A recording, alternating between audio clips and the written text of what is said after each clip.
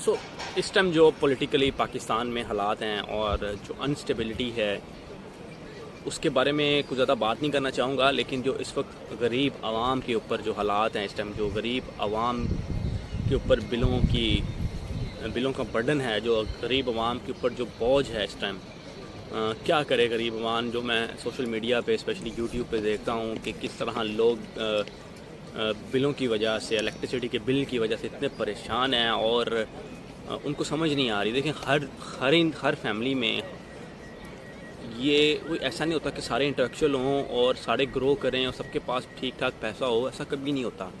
ہر state میں، ہر ملک میں نچلے طبقے کے لوگ ہوتے ہیں جن کو گورنمنٹ نے سپورٹ کرنا ہوتا ہے، جس کو گورنمنٹ نے بیک کرنا ہوتا ہے، جن کو وہ بیسک نیسیسریز چیزیں دینی ہوتی ہیں جس سے وہ آرام سے زندگی گزار سکیں. لیکن پاکستان میں کیونکہ عجیب سا سسٹم ہے، عجیب سا کلچر ہے اور عجیب سے لوگوں کی مائنڈ سیٹ رہا ہے کہ وہ صرف انڈیویجولی اپنا دیکھتے ہیں اور ان کو کوئی اس سے غرض نہیں کہ غریب عوام کے حالات کیا ہیں، ان پہ کیا گزر رہی ہے، ان کے بچوں کا کیا فیوچر ہے، ان کے بچے کس طرح زندگی گزاریں گے. اس کے اوپر کوئی اس طرح سے بات اگر کرتا بھی ہے، لیکن پریکٹیکلی جو کوئی بھی حکمران آتا ہے تو اس نے اس طرح سے ایفرٹ نہیں کی ہوتی نچلے طبقے کے لیے کہ اس کے اوپر ان کے لیے کچھ کیا جائے.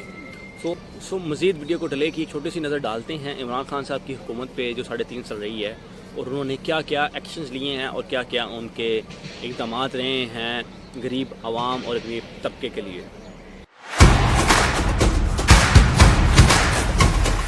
سب سے پہلا کام انہوں نے 200 سے زائد پناہ گاہ بنائیں.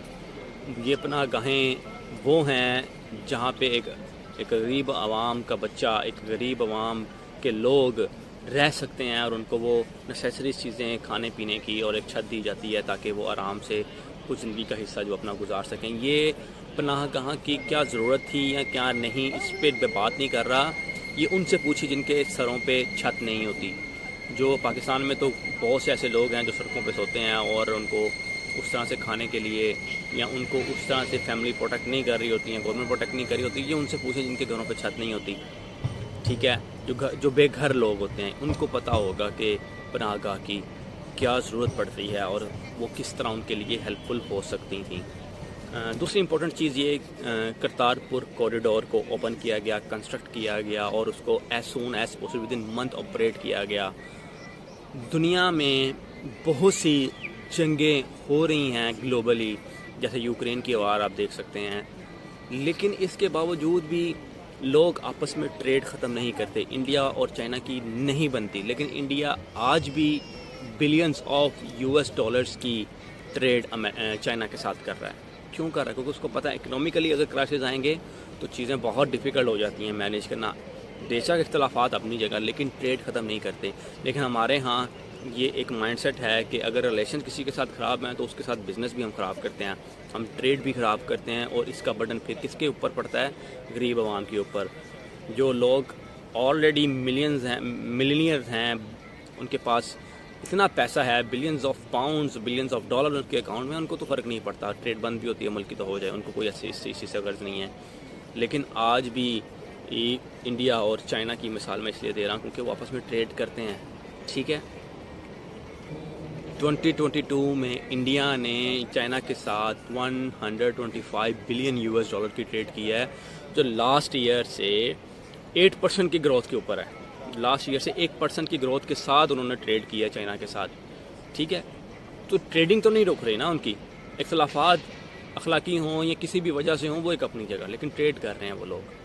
ٹھیک ہے، اور کوریڈور کو اوپن کیا اور ہم نے سکھ بھائیوں کو بالکل اجازت دی کہ وہ آئیں اور آ کے کھلے دل سے استقبال کیا. اور پوری دنیا میں ہر ریلیجن کے لوگ دوسرے کو ایکسیپٹ کرتے ہیں. دن ہی کچھ نہ کچھ نیا سیکھنے کو ملتا ہے اور انسان کا جو مائنڈ ہے وہ اوپن ہوتا ہے کہ وہ کس طرح دنیا کو دیکھ سکے. اور ایک اور بڑی امپورٹنٹ چیز، خان صاحب نے کشمیر کے اوپر بات اٹھائی انٹرنیشنل فورم کے اوپر. کشمیر پر کوئی بات نہیں کرتا تھا، کسی میں بات کرنے کی ہمت نہیں تھی. اور خان صاحب نے گلوبلی انٹرنیشنل فورمز پہ جا کے کشمیر کے لیے آواز اٹھائی اور اتنی آواز آج تک کسی نے نہیں اٹھائی. اور یہ سب کو پتہ ہے پاکستان میں کہ خان صاحب نے کتنی آواز اٹھائی ہے کشمیر لوگوں کے لیے، کشمیریوں کے لیے، کہ ان کو ان کے رائٹس دیے جائیں. آخر وہ بھی انسان ہیں، ان کے ساتھ اس طرح سے زیادتی نہیں ہو سکتی. One of my favourite initiative جو خان صاحب نے لیا تھا وہ تھا صحت کارڈ کا. صحت کارڈ ایک اتنی بڑی سہولت اور اتنا بڑا انیشیٹو تھا خان صاحب کی گورنمنٹ کا، جس کا ایکسپیرینس میں نے پرسنلی خود کیا ہوا ہے. اور اس کی ایگزامپل یہ تھی کہ میری فیملی میں میری خالہ بیمار ہو گئیں اور ان کو پرائیویٹ ہاسپٹل میں ایڈمٹ کرنا پڑا. ٹھیک ہے، اور میں چونکہ وہاں خود تھا، پرسنلی وہاں پہ تھا، اور میں نے خود دیکھا ہے کہ کافی زیادہ اماؤنٹ بن چکی ہوئی تھی. ایک فیملی کو پروٹیکٹ کرنے کے لیے 1 ملین کی اماؤنٹ بہت ہوتی ہے ایک سال کے لیے. ایک سال کے لیے 1 ملین کی اماؤنٹ ایک فیملی کو دی جا رہی ہے. اس کے سربراہ کو دیا جاتا ہے وہ کارڈ کہ وہ اپنی فیملی کو پروٹیکٹ کرے. تو بیماری جب کسی فیملی پہ آتی ہے، کسی فیملی ممبر پہ آتی ہے، تو بہت ڈیفیکلٹ ہو جاتا ہے. پاکستان کے حکمرانوں کو جب بیماری آتی ہے وہ تو لندن آ جاتے ہیں نا، ادھر لندن آئیں گے، اپنے ٹیسٹ کروائیں گے، اپنا ٹریٹمنٹ کروائیں گے، کیونکہ ان کے پاس بہت سارے پیسے ہیں. ٹھیک ہے، لیکن جو غریب عوام ہیں ان کے پاس تو اتنے پیسے نہیں ہیں، ان کے پاس تو پاؤنڈ نہیں ہے، ان کو تو پتہ ہی نہیں ہے پاؤنڈ کیا ہوتا ہے، ان کو تو پتہ نہیں ہے ڈالر کی کیا ویلیو ہوتی ہے. وہ تو غریب عوام ہے، ان کو کھانے کے لیے روٹی چاہیے.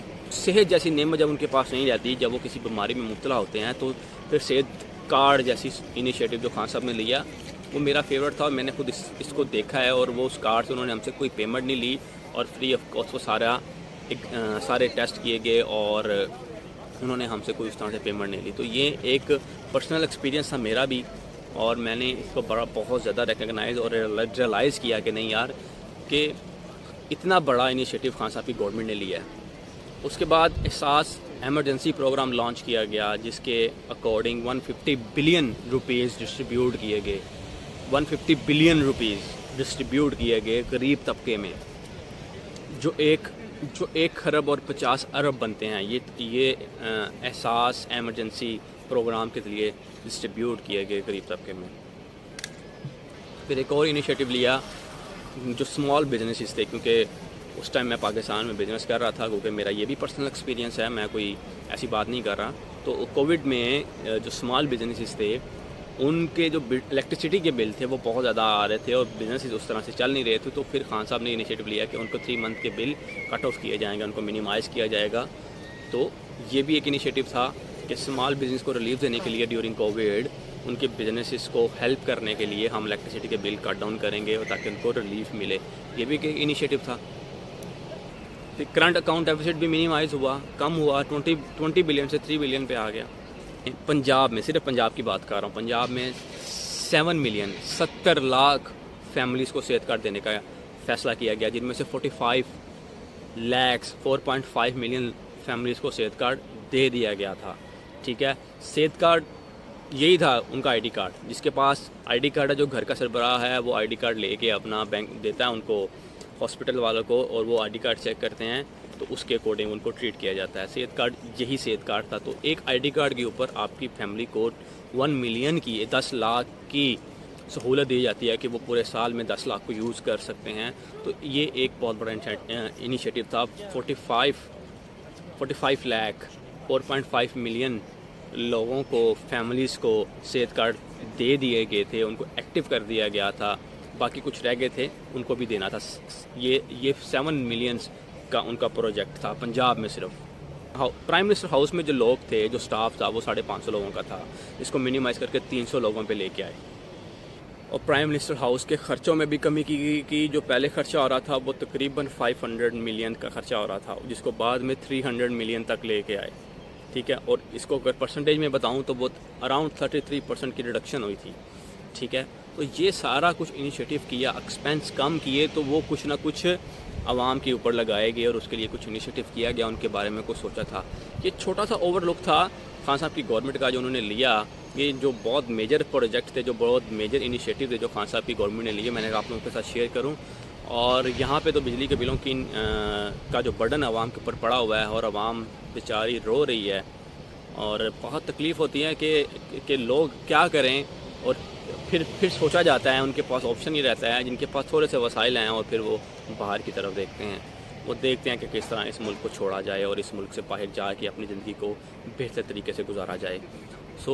آپ لوگوں کا کیا خیال ہے؟ لاسٹ گورنمنٹ نے کیا کیا ہے؟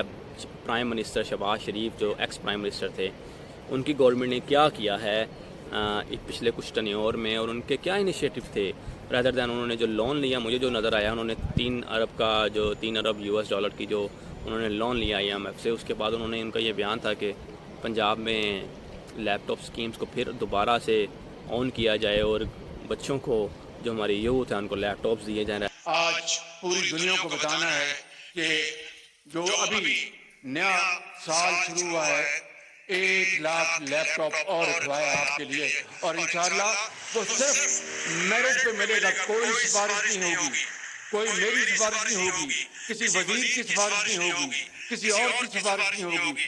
ایک سفارش ہوگی وہ میرٹ کی, اس کے علاوہ کوئی سفارش نہیں ہوگی. 1 لاکھ لیپ ٹاپ جو پچھلا بجٹ تھا وہ اس کی آغاز آج ہو چکا, اور 1 لاکھ لیپ ٹاپ اگلے بجٹ میں انشاءاللہ رکھا گیا ہے, جس کے لیے ہم نے اربوں روپے مختص کیے ہیں. ایسا پلان ہو کہ جس سے اکانومی کو کنٹرول کیا جائے, اکانومی کو اسٹیبل کیا جائے.